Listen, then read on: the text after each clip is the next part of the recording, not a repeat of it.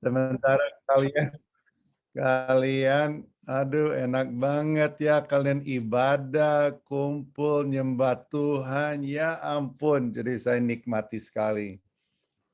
Terima kasih ya kesempatan untuk sama-sama dengan pada orang tua di sekolah UBI hari ini di Nias.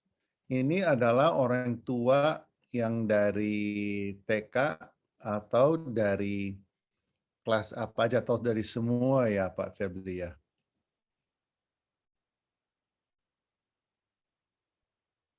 Ini dari TK. TK ya Pak ya? TK ya, oke.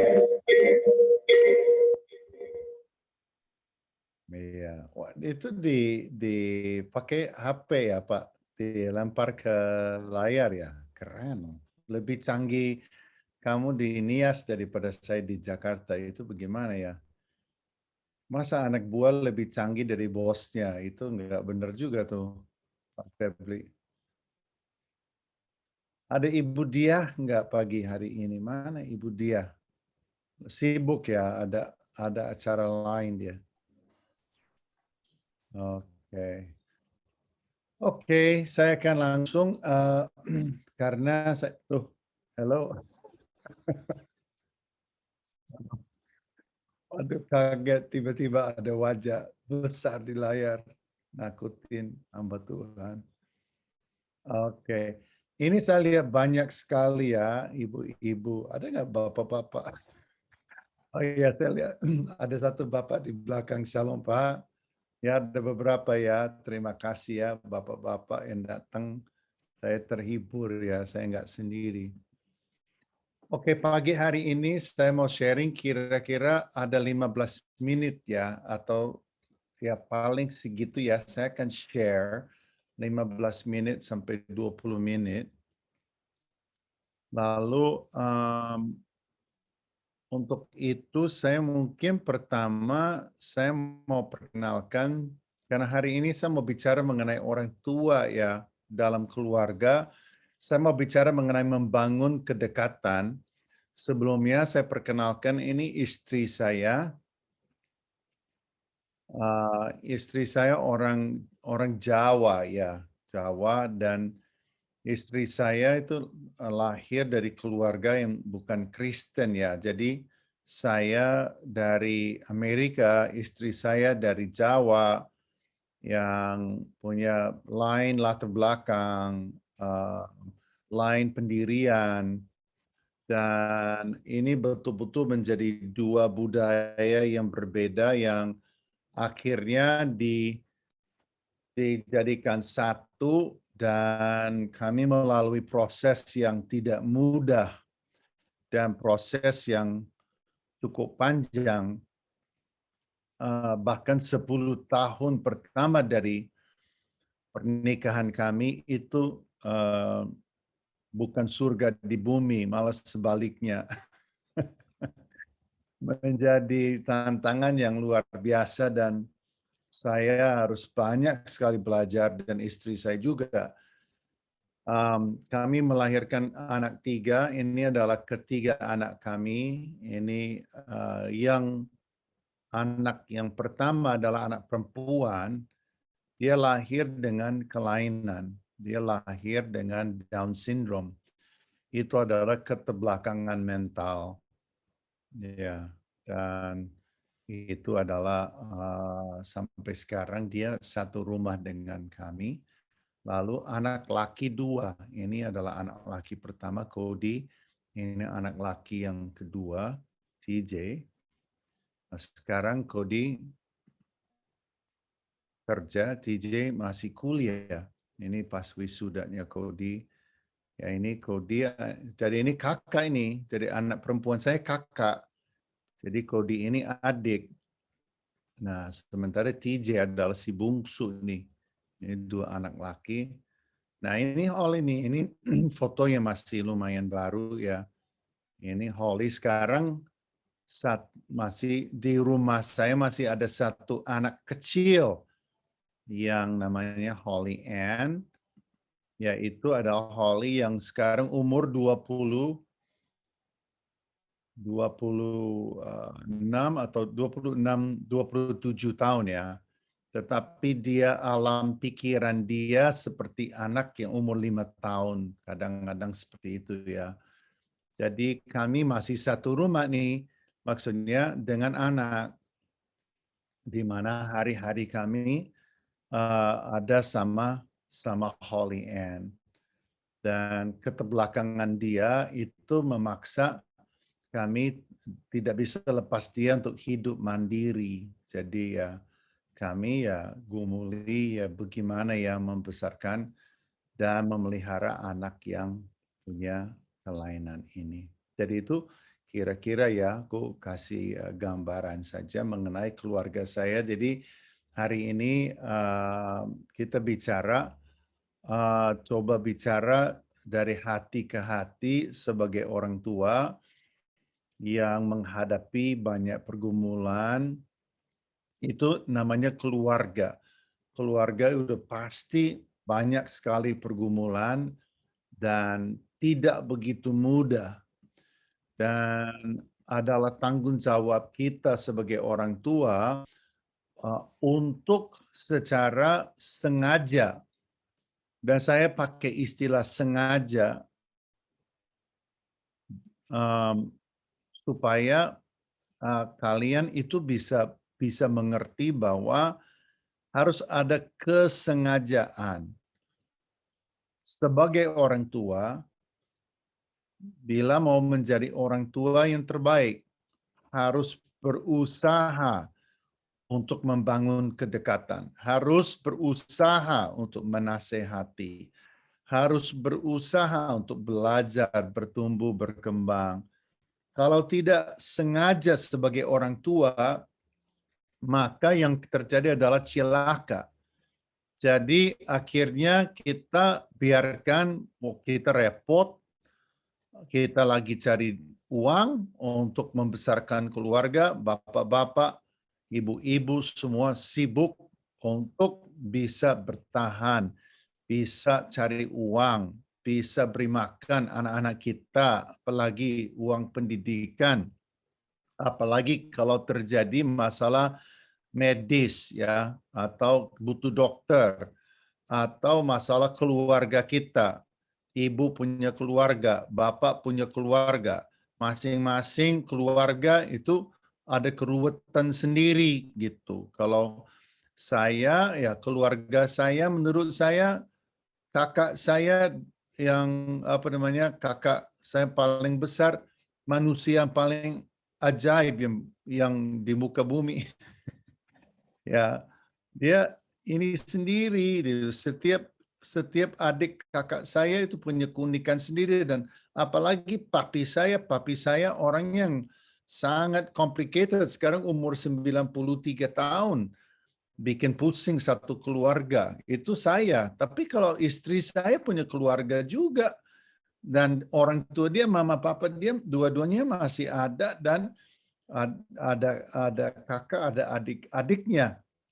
Jadi masing-masing punya keluarga dalam pernikahan dan menjadi kerumitan ya, atau jadi satu gabungan yang banyak sekali yang harus dipikirkan. Dan ini menjadi masing-masing keluarga punya pergumulan. Nah, kalau kita tidak sengaja membesarkan anak kita, sengaja kita lakukan dengan cara Tuhan, kita sengaja benar-benar kita membangun hubungan, membangun kedekatan, menciptakan budaya keluarga yang mulia, yang indah, yang seturut firman Tuhan, maka itu tidak akan terjadi dengan sendirinya. Itu tidak akan terjadi karena anakmu terdaftar di sekolah OBI yang sekarang mau adopsi kurikulum Super 5. Memang kurikulumnya canggih, memang bagus banget. Kami itu bertahun-tahun membangun kurikulum Super 5. saya percaya sekali bahwa dengan kurikulum yang baru, dengan effort yang luar biasa dari sekolah kami untuk melatih, mendidik, membentuk anakmu, itu akan punya dampak yang luar biasa. Tetapi kuncinya tetap adalah mama papa. Itu kuncinya nggak bisa diambil alih oleh siapapun juga, Bapak pendeta, atau gereja, atau sekolah. Jadi kalau Bapak Ibu tidak sengaja sebagai orang tua membangun budaya yang mulia, maka itu tidak akan terjadi dengan sendirinya. Sekalipun gerejamu bagus, sekalipun sekolah bagus. Ini sudah terbukti selama berabad-abad bahwa order atau aturan Tuhan dalam keluarga adalah orang tua bertanggung jawab, dan kalau mereka bertanggung jawab, Tuhan turut bekerja dan anak kita punya masa depan yang luar biasa. Kalau sebaliknya kita nggak sengaja, maka apa yang terjadi? Yang terjadi adalah kejadian-kejadian. Karena mama papa nggak punya prinsip yang kuat di dalam keluarga, aturan, tidak mengerti cara mendisiplin, memberi batasan, bagaimana cara menegur anak, bagaimana cara melatih anak-anak kita, bagaimana cara kita damaikan dia dengan kakak dan adik dengan cara yang sehat, bagaimana caranya kita mengajar dia, melatih dia ya sebagai anak Tuhan. Bagaimana cara kita membangun hubungan, memahami anak kita, dan seterusnya. Kalau kita nggak belajar, maka akhirnya menjadi semrautan di dalam rumah. Sekalipun di sekolah tertib, tetap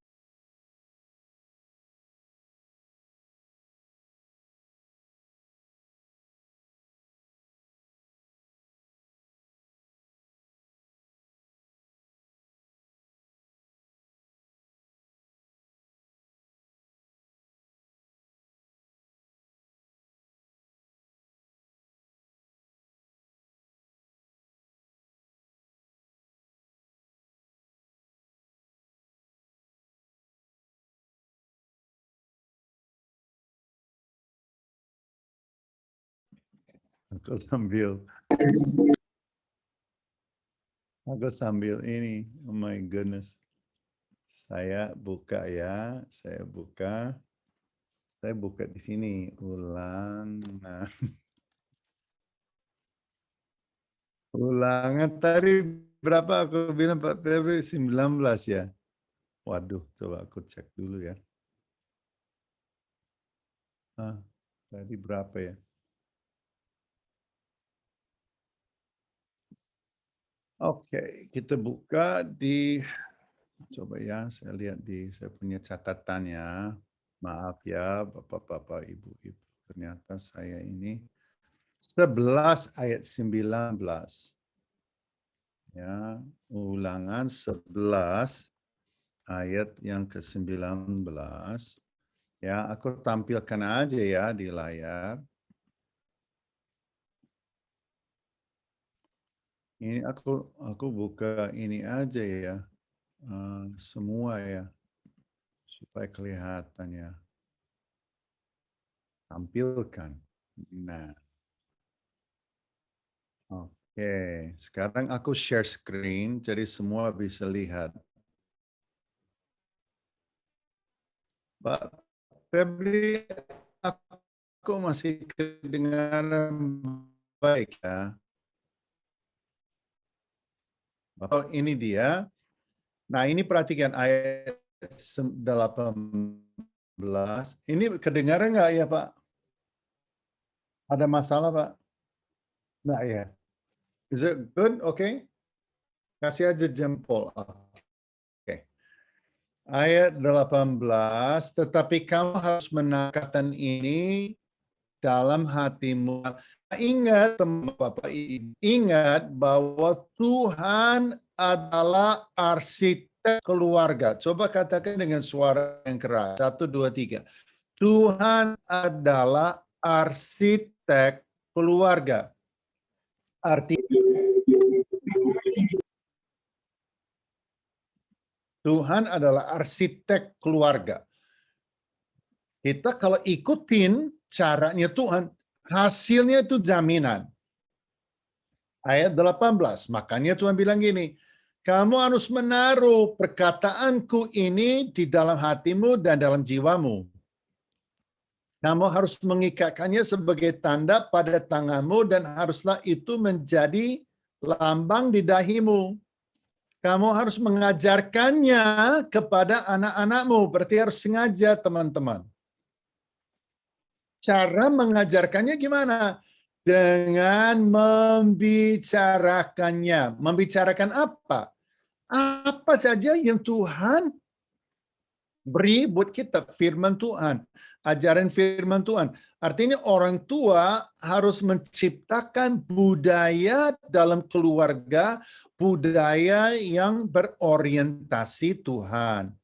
Apabila engkau duduk di rumah, apabila engkau sedang dalam perjalanan, apabila engkau berbaring, apabila engkau membangun, engkau harus menuliskannya juga di pintu rumahmu. Artinya kita membangun suasana dan budaya yang sengaja di dalam rumah kita supaya rumah tangga kita memuliakan Tuhan. Supaya apa akan terjadi? Panjang umurmu dan umur anak-anakmu di tanah yang dijanjikan Tuhan dan seterusnya. Nah, ini panjang umur ini yang dijanjikan Tuhan kepada orang yang secara sengaja melakukan dengan cara Tuhan. Tapi kalau kita tidak sengaja, kita membiarkan kejadian-kejadian akan terjadi. Anak kita akan trauma. Kenapa? Mama dan papa lepas kontrol. Anak kita bisa ditendang, anak kita bisa dijambak, anak kita bisa dipukul, ditinju, anak kita bisa dimaki-maki, kata-kata yang melukai. Anak kita masih kecil, tetapi sudah disayat-sayat dengan kata-kata yang tajam, seperti pisau dari mulut mama atau papa atau orang yang mestinya mereka idolakan. Dan akhirnya apa yang terjadi? Trauma-trauma ini mereka bawa sampai kepada masa dewasa mereka, dan trauma itu menjadi akar-akar yang menghasilkan buah yang buruk dalam hidup mereka, dan pada akhirnya mereka itu menjadi umur yang lebih pendek daripada yang seharusnya karena banyak masalah, banyak persoalan, banyak isu, dan mereka juga tebarkan ke dalam rumah mereka masing-masing. Jadi, apa yang Anda lakukan sebagai orang tua sekarang itu sangat menentukan untuk umur mereka yang selanjutnya. Oke, sekarang saya kasih satu supaya kalian ingat. Kalau enggak, aku takut aku udah tutup, terus kalian lihat-lihatan bilang, bagus ya. Itulah Pak Mark, bagus ya. Bagusnya apa? Rambutnya bagus, ya, bajunya bagus, kacamatanya bagus. Fotonya apa? Nggak ingat. Mudah-mudahan lagi ketawa ya. Oke, sekarang saya akan kasih.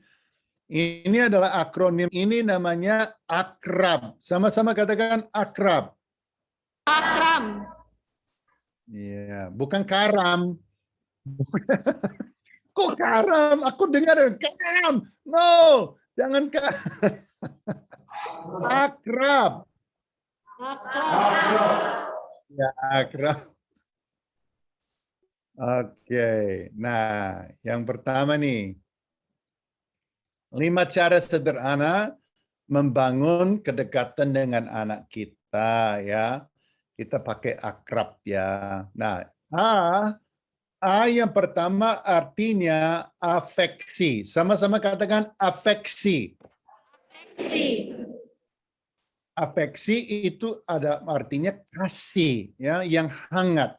seringkali orang tua lebih jago memarahi, menuding anak ketimbang mendukung dan mengangkatnya. Ya, mendapat misalnya pelukan, ciuman, sentuhan dari mama papa, itu akan membuat anak kita merasa dihargai, merasa dicintai. Itu namanya afeksi. Sentuhan kasih orang tua sangat luar biasa, bagi seorang anak. Sangat luar biasa, sangat berarti buat anak-anak kita, ya. Demikian juga melalui kata-kata yang kita sampaikan untuk memberkati mereka, memberi dukungan, afirmasi kepada mereka. Ya, bagaimana ini namanya afeksi.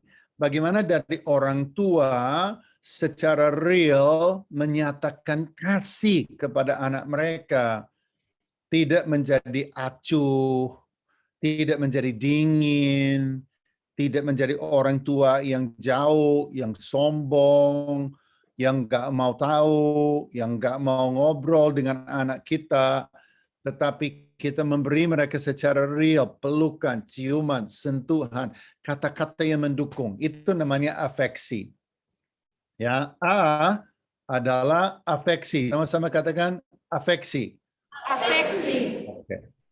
Nah, K akrab ya. K artinya koordinasi. Koordinasi itu sama-sama katakan koordinasi. Koordinasi. Koordinasi artinya antara mama dan papa itu koordinasi. Jadi satu suara. Jadi anak kita pergi kepada ibunya dan pergi kepada bapaknya, hasilnya itu sama. Keputusannya nggak lain-lain. Ya, dulu anak saya pintar. Dia datang kepada saya, dia bilang, dia datang kepada mama. Biasanya mamanya duluan. Dia lihat yang mana yang lagi moodnya bagus, yang lagi moodnya kondusif, ya dia baca dulu. Ya dia tunggu momen, terus dia datang. Dia bilang, "Ma, boleh nggak saya beli sesuatu apa-apa?" Terus mamanya bilang, "Ya mungkin boleh ya kalau papi kamu setuju." Ya boleh juga gitu. Terus oke, makasih ya Ma. Terus dia pergi ke papanya. Tapi mama bilang, saya boleh beli ini. Mama bilang, saya boleh beli ini. Mama udah oke, saya beli ini. Papi, nggak apa-apa ya? Saya bilang, ya kalau mama kamu oke, gitu kan. Atau dia malah jebak saya begini. Dia bilang, papi boleh nggak saya beli ini? Saya bilang, wah saya nggak tahu. Saya kurang ini ya. Mungkin kamu tanya dulu sama mama. Oh, saya udah tanya sama mama dan boleh. Jadi akhirnya anak kita permainkan. Dan apa yang terjadi? Sebenarnya aku nggak setuju. Sebenarnya mama nggak setuju. Tapi anak ini bisa ciptakan supaya jadi. Nah, itu terjadi karena kurang koordinasi. Jadi prinsip-prinsip dalam keluarga kita. Cara kita mendidik, mendisiplin anak kita. Itu harus ada koordinasi. Makanya nggak bisa ibu-ibu, hanya ibu-ibu saja yang selalu ikut kepada acara parenting di sekolah kita, di OB. Nggak bisa. Harus juga gandeng bapak-bapak dan Pak Febli dan pemimpin sekolah harus pastikan bahwa para ayah juga ikut. Supaya apa? Koordinasi ini jadi. Jadi afeksi adalah menunjukkan kasih yang hangat, ya. K adalah koordinasi untuk supaya satu suara, unity antara mama dan papa. Sama-sama katakan afeksi dan koordinasi. Nah, R, sekarang R, akrab ya, akrab. Akrab. R-nya adalah untuk resap. Sama-sama katakan resap. Kenapa Tuhan memberi ibu-ibu, bapak-bapak telinga dua, tetapi mulutnya cuma satu? Bayangin kalau mulutnya 2 ya, telinganya 1, tambah cilaka aja. Ya, itu supaya apa? Supaya kita mendengar 2 kali lebih banyak daripada kita bicara dan mengarah. Artinya orang tua akan bertanya lebih jauh daripada gimana sekolahmu hari ini nak gitu. Tapi mereka akan berdialog dengan anak kita. Karena kita ingin tahu apa sih yang ada di hatinya, apa sih yang ada di pikirannya. Jadi kita harus resap. Di kitab Yakobus dikatakan bahwa hendaklah setiap orang cepat untuk mendengar, tapi lambat untuk berkata-kata dan juga lambat untuk marah. Jadi apa? R artinya resap. Kita coba resap, kita pancing anak kita. Gimana? Gimana kamu ngapain? Kamu senang nggak kamu main di situ? Senang nggak? Ini teman kamu ceritain. Siapa teman kamu? Kenapa kamu suka main sama dia? Kamu suka main apa sama dia? Kita pancing supaya apa? Dia biasa cerita sama kita, berdialog sama kita.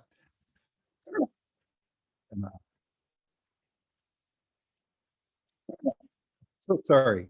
Maaf ya. Aduh. Jadi R artinya resap, resap, resap pancing supaya anak kita curhat sama kita dan kita tahu, kita kenal banget anak kita. Sama-sama katakan resap. Sekarang katakan afeksi, koordinasi, dan resapi. Nah, ya. Afeksi, koordinasi, resapi, akrab. A yang kedua adalah adakan waktu. Ini adalah A yang kedua. Adakan waktu. Artinya bahwa nggak ada yang secara kebetulan menjadi orang tua terbaik. Anda harus adakan waktu. Bukan hanya masakin buat anak, bukan hanya antar sekolah, bukan hanya melakukan kegiatan-kegiatan rutin, tetapi kita adakan waktu. Ya, bukan main game, bukan lihat-lihat HP, duduk di samping anak kita, tetapi benar-benar kita melihat mata mereka, berbicara dengan mereka, menanyakan mereka, dan kita tidak pada akhirnya terjebak menjadi orang tua yang terlalu sibuk untuk anak-anak kita.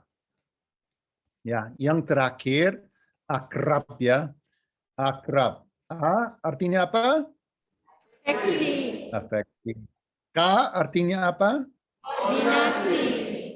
Benar. R artinya apa? Resapi. Ya. A yang kedua artinya apa? Adakan. Waktu. Adakan waktu. Dan terakhir B, tak lain tak bukan adalah berdoa. Berdoa. Ada pepatah lama yang mengatakan begini, a family that prays together stays together. Keluarga yang berdoa bersama akan tetap bersatu bersama. Ya, jadi kalau kita sering berdoa bersama, bagaimana kita mau saling marahi, saling tuding-menuding, tidak mau mengampuni. Kalau setiap hari kita bergandengan tangan dan kita berdoa, kemungkinan besar sekali bahwa Roh Kudus akan turut bekerja dan dia akan selalu melerai, selalu menolong, selalu memberkati hubungan-hubungan dalam keluarga kita. Berdoa bersama dengan anak kita seharusnya menjadi standar kita.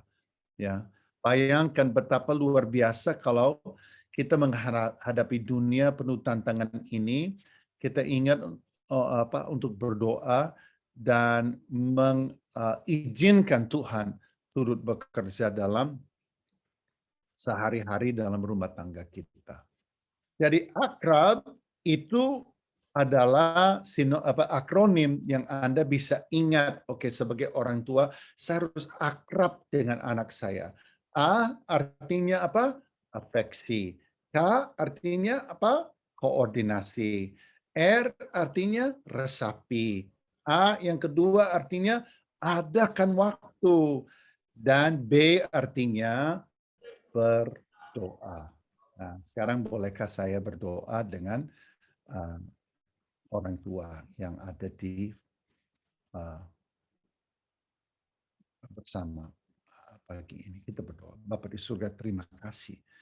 Terima kasih untuk setiap orang tua yang sedang berkumpul satu ruangan di sekolah OBI Fodo, Tuhan. Terima kasih. Anak kami masih kecil, Tuhan.